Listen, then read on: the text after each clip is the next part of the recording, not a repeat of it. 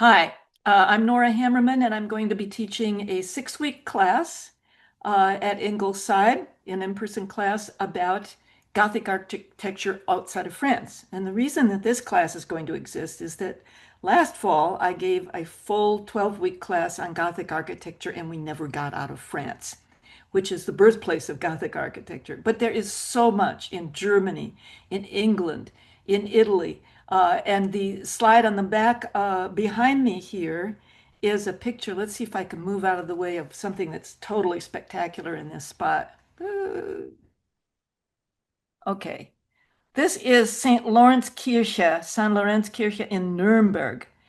And you see many of the features that are typical of Gothic architecture, which is the pointed arches, the big windows, the thin walls.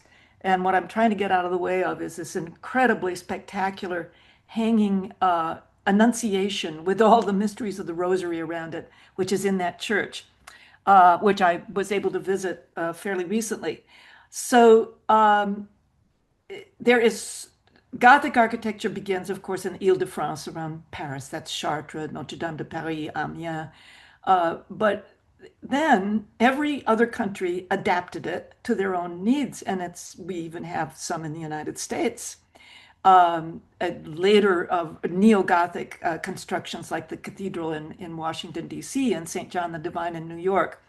But I'm not going to talk about those. I'm going to talk about English Gothic, German Gothic, Italian Gothic, and we're going to sort of see how this style goes on for really hundreds of years and is spread all over Europe and indeed all over the world.